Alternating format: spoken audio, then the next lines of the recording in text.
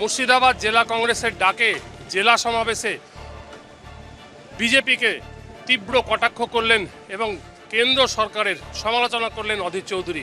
অধীর চৌধুরীর দাবি যে রাম মন্দিরে মানুষের যে টাকা দেওয়া হয়েছিল, সাধারণ মানুষ এবং ভক্তরা যে টাকা দেওয়া হয়েছিল, সেই কোটি কোটি টাকা যে চুরি হয়েছে তার জন্যে নরেন্দ্র মোদী চুপ কেন? পাশাপাশি ট্রাইব্যুনালে অর্থাৎ এসআর যে প্রক্রিয়া, সেই এসআর প্রক্রিয়ায় লক্ষ লক্ষ মানুষের নাম বাদ গেছে, তার জন্য দায়ী নির্বাচন কমিশন। এবং এই আন্দোলন অর্থাৎ বহরমপুরের আজকের এই আন্দোলন শুধুমাত্র জেলাতেই সীমাবদ্ধ থাকবে না, এরপরে রাজ্যপালের কাছে মুর্শিদাবাদের লোকজন গিয়ে সেখানে আন্দোলন করবেন বলে দাবি করেছেন এবং আহ্বান করেছেন অধীর চৌধুরী। পাশাপাশি শুদ্ধ তৃণমূল অর্থাৎ ঋতব্রত তৃণমূলকে গোঘাটের তৃণমূল এবং মমতা বন্দ্যোপাধ্যায়ের তৃণমূলকে কালীঘাটের তৃণমূল বলে দাবি করলেন অধীর চৌধুরী। চলুন দেখি আজকের এই সভা থেকে অধীর চৌধুরী কি বললেন। সারা ভারতবর্ষের সমস্ত ধর্মপ্রাণ মানুষ রামের প্রতি শ্রদ্ধা জানিয়ে তাদের ফলে টাকা পয়সা সমস্ত কিছু সেখানটায় দান করেছে। মনে মনে ভেবেছে রাম মন্দিরে দান করলে তাদের ভগবান তাদের সন্তানদের ভালো। ওরা মেহনতি মানুষ 100 টাকা কামিয়েছে, 100 টাকা জমা করেছে। যাদের কাছে পয়সা আছে সোনা চাঁদি দান করতে দিয়েছে। কেন? তারা মনে করেছে এই দান পত্রের টাকা দিলে তাদের মঙ্গল হবে, তাদের সকলের ভালো হবে, শ্রীরাম তাদেরকে আশীর্বাদ। এই পার্লামেন্টে 2022 সালে আমার হাতে মনে আছে পার্লামেন্টে একটা কমিটি গঠন হয়েছিল এই রাম মন্দির ট্রাস্টের জন্য। যেদিনকে কমিটি গঠন করে সেটাকে পার্লামেন্টে পাঠ করা হলো, সেদিনকে আমরা বলেছিলাম যাদেরকে এই ট্রাস্টের দায়িত্ব দেওয়া হয়েছে তারা সব তো পলিটিক্যাল, তারা সব রাজনৈতিক লোক। এখানে ধর্ম নাই, শঙ্করাচার্য নাই, কেউ নাই, কোনো ধর্মীয় প্রতিষ্ঠানের মানুষ নাই, সব এখানে পলিটিক্যাল লোক, হয় বিশ্ব হিন্দু পরিষদের বা আরএসএসের লোক। একটা মন্দির যখন সেই মন্দির পরিচালনার জন্য তাদের পুরোহিত নেই, ধর্মপ্রাণ মানুষ নেই, শঙ্করাচার্য নেই, আচার্য নেই, কোনো ধর্মীয় ব্যক্তিত্ব নেই, সেখানে কেন রাজনৈতিক সব নেতারা থাকবে? সেদিন আমাদের কথাকে উড়িয়ে দিয়ে পুরস্কারে তারা তাদের ক্ষমতা প্রয়োগ করেছিল। দেখুন আজ সর্বত্র বাতাসে নড়ে, সেদিন আমরা যে সন্দেহটা করেছিলাম আজ তার হাতে কলমে প্রমাণিত হচ্ছে। আজকে হাতে কলমে প্রমাণিত হচ্ছে। রাম মন্দিরে যে ছাড়া জমা করেছে, যে দান জমা করেছে, হাজার হাজার কোটি টাকা সেখান থেকে ঘাপলা হয়ে গেছে, চুরি হয়ে গেছে, সেখান থেকে হাওয়া হয়ে গেছে। নরেন্দ্র মোদী ভারতবর্ষের মানুষকে বলে না ভারত না খানে ভুক্তা। কিন্তু নরেন্দ্র মোদী এ কথা জানে না যে তার দলের লোকেরা রামের দান খেয়ে দিবে।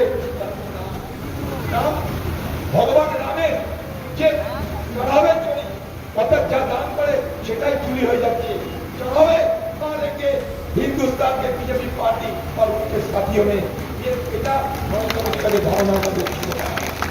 লক্ষ্য করে দেখবেন যে নরেন্দ্র মোদী প্রতি মুহূর্তে সারা বিশ্বের যে কোনো প্রান্তে যে কোনো ঘটনা ঘটলে সর্বপ্রথম তিনি মুখ করেন এই ভগবান রামের এই মন্দির যিনি, সেই মন্দির যিনি উদ্বোধন করেছেন ভারতবর্ষের প্রধানমন্ত্রী হিসাবে।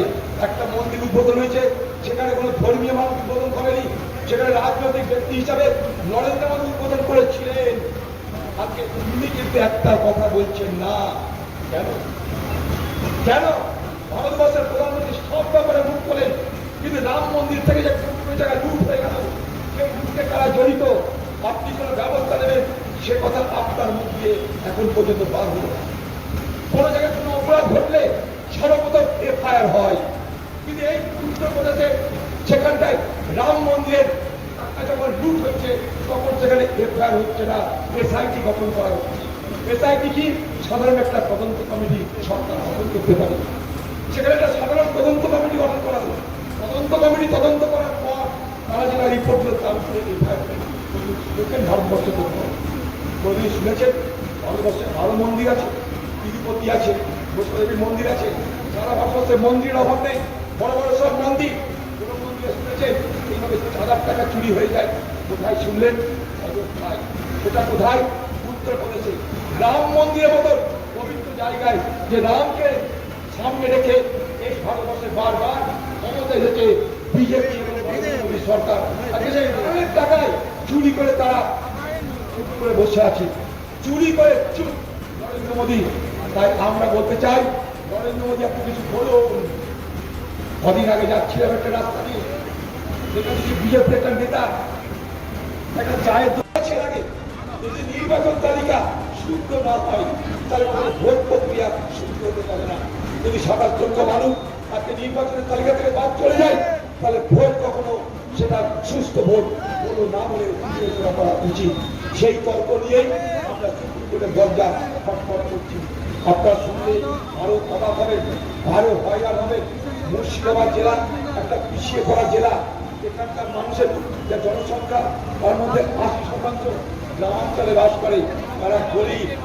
এই মুর্শিদাবাদ জেলায় 69 লক্ষ মানুষ আছে যারা খাদ্য সুরক্ষা আইনের আওতায় সস্তায় চাল গম পেয়ে থাকে। এই মুর্শিদাবাদ জেলায় প্রায় 80 লক্ষ রেশন কার্ড আছে যারা সস্তায় রেশন তুলতে পারে। যদি এশিয়ারে কোনো করে নাম চলে আসে সব গল্প শেষ।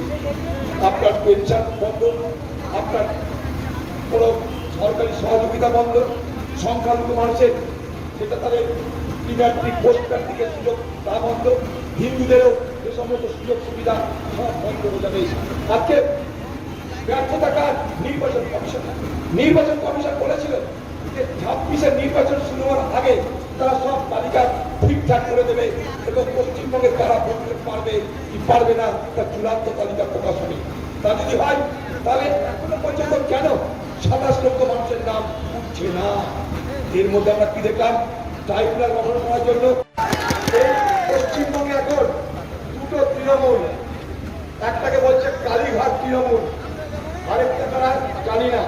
কিন্তু আমি বলছি একটা যদি কালীঘাট তৃণমূল হয় আরেকটা গোঘাট তৃণমূল। তারা সব গরু চড়ানো বলা তৃণমূলের নেতা যারা ছিল তারা সব গরু যেমন এক ঘাটে জল খায়, সেই সমস্ত চোরেরা সব গোঘাট নামে একটা জায়গায় এখন টেক নিয়েছে। তারা একটা রাখাল ঠিক করেছে আর রাখাল ভরসা দিয়েছে। আমাদের বাবু বলেছে এদিক ওদিক চোরের সঙ্গে খেলে তোদের গায়ে ডান্ডা করবে না, সিবিআই আসবে না, ইডি আসবে না, সিআইডি আসবে না, পুলিশ আসবে না, সব গোঘাটে চলে আয়। একদিকে কালীঘাট, আরেকদিকে গোঘাট, এই দুয়ের মাঝখানে দাঁড়িয়ে আমরা সভা করছি।